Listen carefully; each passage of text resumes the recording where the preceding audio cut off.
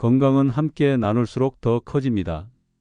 구독, 좋아요로 함께 해주시고 주변 분들께도 이 건강한 시간을 선물해 주세요. 오늘은 우리가 흔히 알고 있다고 생각하지만 실제로는 너무나도 오해하고 있는 병 하나에 대해 이야기해 보려고 합니다. 바로 파킨슨병입니다. 이 병에 대해 얘기할 때 가장 많이 듣는 말이 있습니다. 그냥 나이 들어서 그런 거 아니에요? 혹은 우리 어머니도 떨림이 좀 있는데 그건 심각한 건 아니겠죠? 이 질환과 관련된 사례들을 꽤 오랫동안 가까이서 지켜봐 왔고 많은 분들의 이야기를 들어왔습니다. 공통점이 하나 있습니다. 증상이 처음 나타났을 땐 병이라고 생각하지 않았다는 점입니다. 그냥 나이 들면 그런 줄 알았고 가끔 있는 일인 줄 알았다는 거죠. 하지만 파킨슨병은 그렇게 가볍게 지나갈 수 있는 병이 아닙니다. 손이 떨리는 증상만 있는 것도 아니고요. 서서히 걸음걸이가 짧아지고 몸이 굳는 것 같고 말수가 줄고 표정도 점점 무표정해집니다.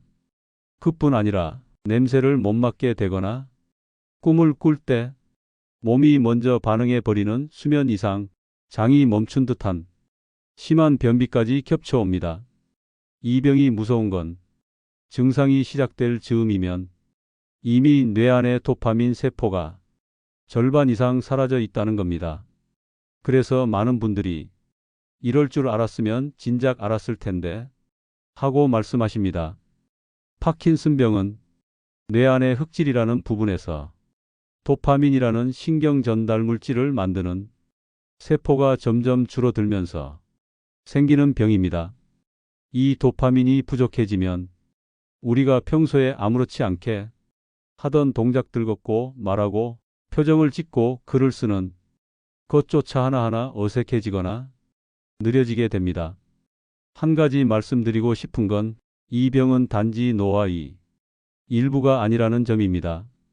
실제로는 40대, 50대에 처음 진단받는 조기 파킨슨병도 적지 않습니다. 특히 환경적 요인이 많아진 요즘에는 이전보다 발병 연령대가 더 낮아지고 있다는 보고도 있죠. 요즘 의료계에서 주목하고 있는 요인 중 하나는 바로 환경 독소입니다. 우리가 무심코 사용하는 플라스틱, 스티로폼, 방향제, 농약, 염색약 등에 포함된 화학 물질들이 몸 안에 쌓여서 뇌 신경에 악영향을 줄 수 있다는 것이죠. 특히 뇌는 지방이 많은 기관이라 이런 기름에 잘 녹는 독소들이 축적되기 쉽습니다. 한번 축적된 독소는 잘 빠져나가지 않고 만성 염증을 일으키며 결국 신경세포의 파괴를 유도할 수 있습니다. 제가 알게 된 몇몇 분들은 이 30년간 특정 산업 현장에서 일하거나 농약을 자주 쓰는 농가에서 오랫동안 살았던 분들이었습니다. 직업성 위험에 더해 식습관, 스트레스, 수면까지 복합적으로 작용하면서 병이 진행되는 경우가 많았습니다. 그래서 이제는 단지 유전 때문이라고만 말할 수 없는 병이 되어버렸습니다. 유전적인 요소가 없는데도 발병하는 사람이 더 많고 가족력 없이도 진단받는 분들이 꾸준히 늘고 있습니다. 하지만 희망은 있습니다. 병의 진행은 완전히 막을 수 없을지 몰라도 늦출 수는 있습니다. 조기에 알아차리고 생활을 바꾸고 내 몸의 리듬을 다시 만들기 시작하면 충분히 함께 살아갈 수 있는 병이 될 수 있습니다. 이제부터는 그 생활을 바꾸는 법에 대해 하나씩 말씀드릴게요. 파킨슨병의 진행을 빠르게 만드는 내부적인 요인들, 특히 산화 스트레스와 인슐린 저항성에 대해 알려드리겠습니다. 앞에서 파킨슨병이 단지 나이 들어서 생기는 병이 아니라는 이야기를 드렸습니다. 그렇다면 무엇이 우리 뇌 안이 도파민 세포를 망가뜨리는 걸까요? 이 부분을 알게 되면 단순한 질병 설명이 아니라 내 생활을 다시 돌아보게 됩니다. 제가 가장 충격을 받았던 건 이 병을 만드는 요소 중 많은 것들이 우리 일상 안에 있다는 점이었습니다. 그리고 실제로 뇌를 위협하는 가장 큰 두 가지가 있습니다. 하나는 산화 스트레스, 또 하나는 인슐린 저항성입니다. 산화 스트레스는 말이 조금 어렵게 들릴 수 있지만 사실은 우리가 숨을 쉬고 살면서 몸 안에서 자연스럽게 생기는 현상입니다. 문제는 이게 지나치게 많아질 때입니다. 마치 철이 시간이 지나 녹슬듯이 우리 세포도 시간이 지나면서 손상을 입게 되는데 그걸 촉진하는 것이 바로 이 산화 스트레스입니다. 뇌는 특히 민감합니다. 산소를 가장 많이 쓰는 기관이면서 지방이 많아 산화에 매우 약하거든요. 그리고 파킨슨병에서 문제가 되는 도파민 세포는 이 산화 스트레스에 가장 먼저 영향을 받습니다.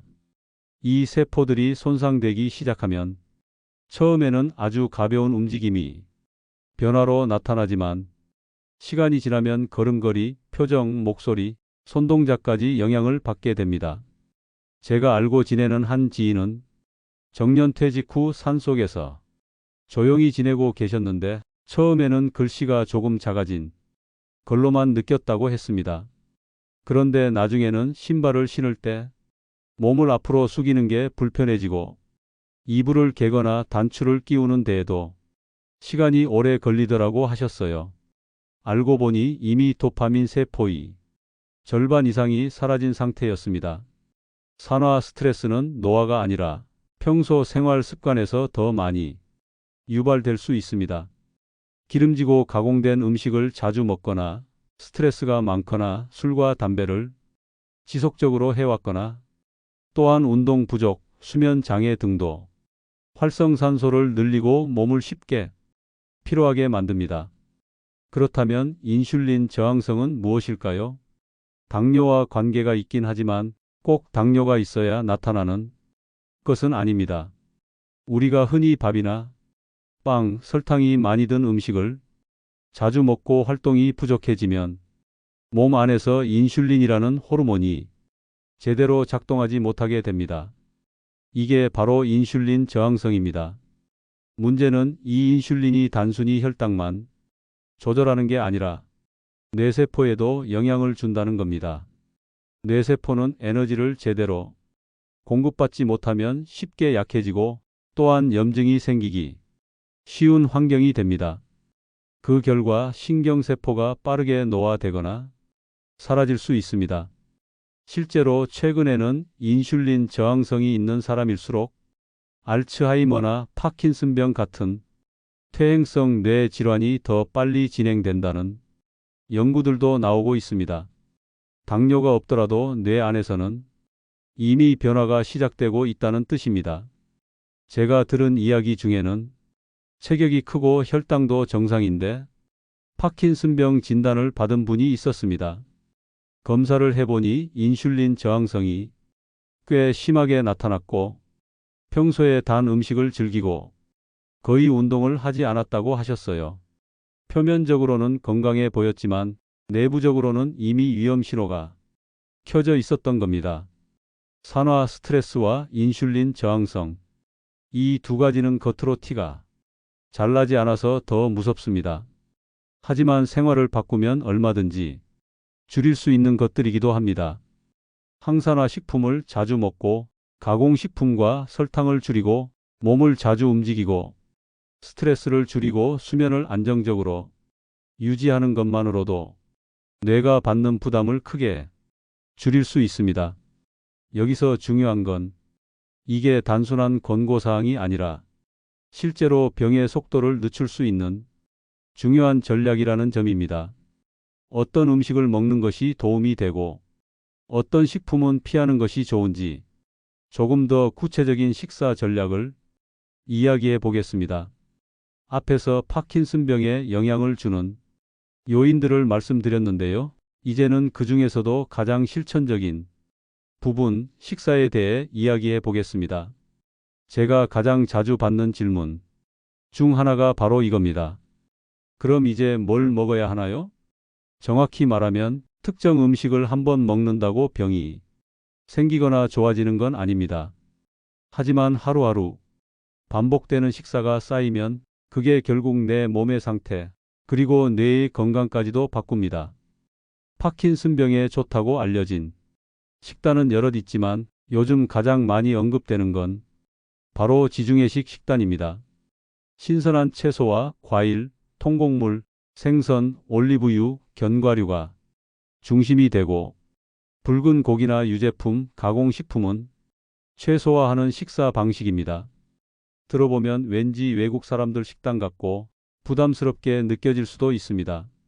그런데 사실 따지고 보면 우리 전통 한식과 크게 다르지 않습니다. 된장국, 나물 반찬, 생선구이, 잡곡밥 이런 식사는 오히려 지중해식보다 더 건강한 식단이 될 수 있습니다. 저는 이렇게 조언드리고 싶습니다. 그냥 몸에 좋다고 생각되는 음식들을 자연스럽게 챙기자. 복잡하게 레시피를 외울 필요 없이 조미료를 덜 쓰고 색이 원래대로 살아있는 음식 위주로 드시면 됩니다. 예를 들어 아침 식사는 이렇습니다. 잡곡밥에 시래기 된장국, 삶은 달걀 하나, 들기름에 무친 시금치. 점심은 생선구이, 쌈채소, 두부조림, 묽은 나박김치. 저녁에는 고구마나 단호박, 가지구이, 달걀찜 정도로 가볍게. 이런 식으로만 꾸려도 충분히 좋습니다. 무엇보다 중요한 건 유제품입니다. 이건 조심하셔야 합니다. 실제로 많은 연구에서 우유나 유제품을 많이 먹는 나라일수록 파킨슨병, 유방암, 전립선암 같은 질환이 발생률이 더 높게 나타났습니다. 왜 그럴까? 이유는 완전히 밝혀진 건 아니지만 한 가지는 분명합니다. 우유 안에는 면역을 자극하는 단백질이 있고 우리나라 사람들 대부분은 유당을 잘 분해하지 못합니다. 그래서 우유를 마시면 속이 더부룩하거나 설사를 하는 분들이 많죠. 이런 상태가 반복되면 장이 약해지고 염증 반응이 만성화될 수 있습니다. 그리고 이 장의 상태가 바로 뇌와 연결됩니다. 요즘은 파킨슨병이 뇌에서 시작된 게 아니라 장내 미생물의 변화에서 시작됐다는 이론까지 나올 정도입니다. 가공식품도 마찬가지입니다. 소시지, 햄, 인스턴트 국, 튀긴 음식, 설탕이 많은 간식들은 몸에 염증을 만들고 혈당을 요동치게 만들며 결국 뇌세포를 지치게 만듭니다. 식사는 하루 3번 매일 반복됩니다. 운동보다도 약보다도 매일 가장 직접적으로 내 몸에 영향을 주는 게 바로 식사입니다. 무리해서 바꾸라는 게 아닙니다. 지금 먹는 식사를 10%만 건강하게 바꿔도 그 효과는 생각보다 오래갑니다. 또 한 가지 중요한 건 수분입니다. 파킨슨병이 있으면 땀이 줄고 갈증도 잘 안 느껴지면서 몸에 수분이 부족해지기 쉽습니다. 그 결과 변비가 생기고 약이 제대로 흡수되지 않고 몸 전체가 더 무겁고 피로하게 느껴지게 되죠. 그래서 하루 1리터 반 정도는 물을 꼭 마셔주셔야 합니다. 맹물만 마시기 힘들다면 보리차, 대추차, 미지근한 생수도 괜찮습니다. 단 커피, 탄산음료, 술은 수분을 빼앗는 쪽에 가깝기 때문에 조심하셔야 합니다. 식사도 마찬가지입니다. 혼자 앉아서 말없이 먹는 식사와 누군가와 웃으면서 먹는 식사는 분명히 다릅니다. 같은 음식인데도 소화도 다르고 흡수도 달라집니다. 혹시나 삼키는 게 어려워졌다면 너무 고민하지 마시고 식감을 바꾸면 됩니다. 죽으로 바꾸거나 잘게 썰어 만들거나 블렌더에 갈아 만드는 방식으로도 영양은 충분히 유지할 수 있습니다. 가장 좋은 식사는 잘 먹고 잘 웃고 잘 마시는 식사입니다. 이게 바로 파킨슨병을 이겨내는 생활의 시작입니다. 이제 다음으로는 많은 분들이 가장 헷갈려 하시는 약물 복용과 건강보조제에 대해 이야기해 보겠습니다. 식사만큼이나 중요한 것이 바로 약입니다. 파킨슨병은 진행성 질환이기 때문에 약을 꾸준히 정확히 복용하는 것이 정말 중요합니다.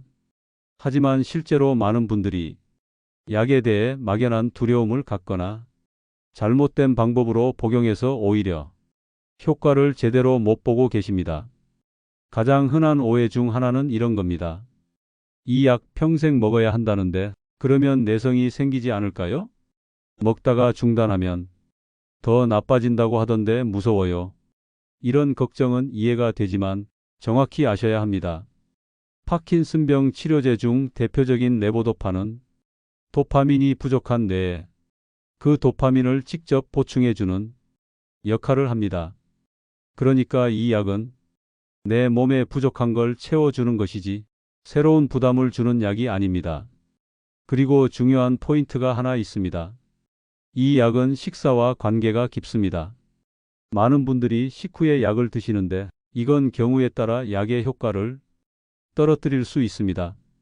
특히 단백질이 많은 식사와 함께 먹으면 레보도파의 흡수가 방해를 받을 수 있습니다. 고기, 우유, 달걀, 치즈 같은 단백질 식품이 도파민이 흡수되는 경로를 놓고 경쟁을 벌이기 때문입니다. 그래서 일반적으로는 공복에 드시거나 식사와 최소 1시간 이상 간격을 두는 것이 좋습니다.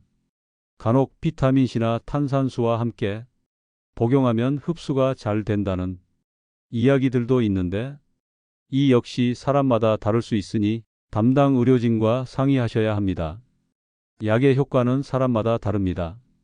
어떤 분은 하루 2번만 먹어도 하루가 편안한 반면 어떤 분은 3, 4시간만 지나도 몸이 굳고 손이 떨리기 시작합니다. 그래서 약을 드신 뒤 얼마나 지나서 효과가 나타나고 얼마나 지속되는지를 직접 메모해 두시는 것이 정말 큰 도움이 됩니다. 또 한 가지 중요한 건 약만으로 부족할 때 생기는 보조적인 관리입니다. 이럴 때 건강보조제를 고려하게 되는데 이 역시 꼭 필요한 상황과 그렇지 않은 경우를 구분하셔야 합니다. 먼저 비타민 D입니다. 햇빛을 충분히 못 쬐는 분들, 실내 활동이 많은 분들은 비타민 D가 부족하기 쉬운데 이게 뼈 건강뿐 아니라 면역력, 염증 조절, 심지어 신경세포 보호에도 관여합니다. 칼슘도 마찬가지입니다. 파킨슨병이 진행되면 균형 감각이 떨어지고 낙상의 위험이 높아지기 때문에 골밀도를 유지하는 것도 중요합니다. 단, 칼슘은 과하게 복용하면 신장에 부담을 줄 수 있기 때문에 꼭 필요 용량에 맞춰 비타민 D와 함께 복용하는 것이 좋습니다. 그 다음은 프로바이오틱스, 즉 유산균입니다. 장 건강이 파킨슨병과 깊은 관련이 있다는 건 이미 말씀드렸죠. 유산균은 변비 완화에도 도움이 되고 장내 미생물 균형을 맞추는데 긍정적인 역할을 할 수 있습니다. 조금 더 관심을 받는 보조제 중에는 무쿠나라는 식물이 있습니다. 이 식물은 천연 레보도파를 함유하고 있어서 도파민을 보충하는 효과가 있을 수 있다고 알려져 있습니다. 하지만 이건 조심하셔야 합니다. 무쿠나 제품은 성분 함량이 일정하지 않고 정확한 용량이 표기되지 않은 경우도 많기 때문에 약과 함께 복용했을 때 부작용이 생길 수 있습니다. 그리고 간혹 보조제를 여러 개 동시에 드시는 분들도 계신데 그럴 경우 서로 상호작용을 하거나 오히려 약의 흡수를 방해하는 경우도 있습니다. 제가 알고 지내는 한 분은 여러 가지 보조제를 스스로 찾아서 챙기시다가 약효가 들쑥날쑥해지고 몸에 열감과 피로가 생겨서 결국 진료를 받게 되셨습니다. 원인은 단순했습니다. 비슷한 작용을 하는 보조제를 중복해서 드시고 계셨던 겁니다. 약은 정확하게, 보조제는 필요할 때만 이 원칙을 기억하시면 됩니다. 그리고 어떤 보조제를 시작하거나 중단하기 전에는 꼭 전문가와 상의하시는 것이 안전합니다. 이제 마지막으로 우리가 이 병과 함께 살아가기 위해 실제 일상에서 어떻게 몸과 마음을 지켜갈 수 있는지 말씀드리겠습니다. 지금까지 파킨슨병의 원인과 진행, 식사와 약물에 대해 말씀드렸습니다. 이제는 가장 현실적인 부분, 바로 일상생활에 대해 이야기할 차례입니다. 실제로 병을 진단받고 가장 먼저 드는 생각은 이제부터 어떻게 살아야 하지? 입니다. 약을 먹고 식단을 조절하는 것도 중요하지만 결국 하루하루를 어떻게 보내느냐가 병의 흐름을 결정짓습니다. 제가 알고 있는 한 분은 파킨슨병 진단을 받고 나서 매일 아침 운동화를 신으셨다고 합니다. 비가 오든 눈이 오든 집 앞 골목을 하루 20분씩 걸으셨고 그 습관을 5년 넘게 이어가고 계십니다. 그분은 이렇게 말하셨습니다. 병이 멈춘 건 아니지만 내가 멈추지 않았다는 게 중요했어요. 파킨슨병에서는 운동이 약만큼 중요합니다. 근육을 움직이면 뇌에서 도파민 분비가 촉진되고 유연성, 균형 감각, 자세 조절 능력이 조금씩 회복됩니다. 처음부터 무리할 필요는 없습니다. 가장 좋은 운동은 지금 당장 할 수 있는 운동입니다. 걷기, 계단 오르기, 천천히 몸을 푸는 스트레칭, 무게를 들거나 격한 운동이 아니라 관절과 근육을 부드럽게 자극해주는 움직임이면 충분합니다. 특히 균형을 잡는 연습이 필요합니다. 몸이 앞으로 기울거나 걸을 때 발이 잘 떨어지지 않는 경우가 많기 때문에 벽이나 의자에 손을 짚고 하는 균형 잡기 운동을 권해드립니다. 그리고 생활 공간을 바꾸는 것도 중요합니다. 파킨슨병이 진행되면 넘어질 위험이 높아집니다. 집안의 문턱, 전선, 러그처럼 눈에 잘 띄지 않는 것들이 사고로 이어질 수 있습니다. 화장실과 욕실에는 미끄럼 방지 매트를 깔아주세요. 세면대 옆, 변기 옆 벽에는 손잡이를 설치하는 게 좋습니다.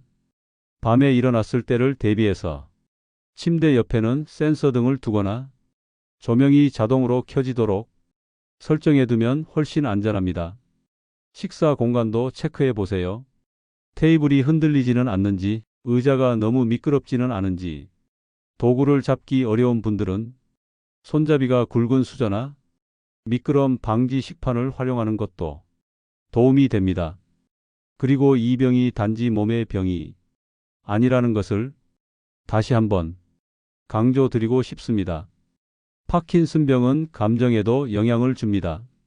도파민뿐 아니라 세로토닌, 노르에피네프린 같은 감정과 의욕에 관련된 호르몬들이 함께 줄어들기 때문에 무기력, 우울, 불안 같은 증상이 자주 나타납니다. 혼자서 이겨내려고 하지 마세요. 말을 꺼내는 것이 약함이 아니라 회복의 시작입니다.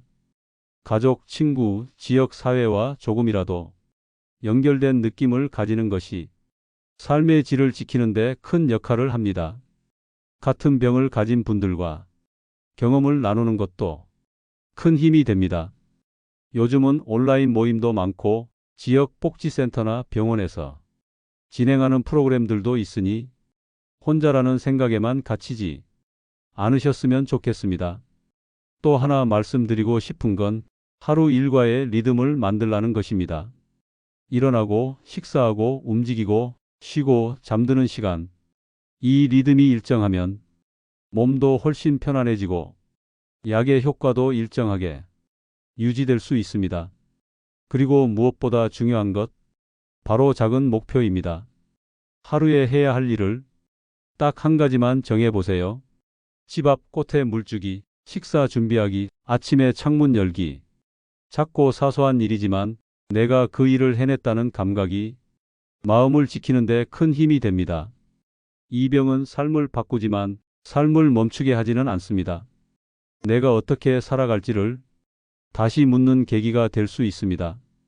병 때문에 오늘이 힘들다면 그 힘듦을 이겨낼 수 있는 나만의 방식도 함께 만들어가야 합니다.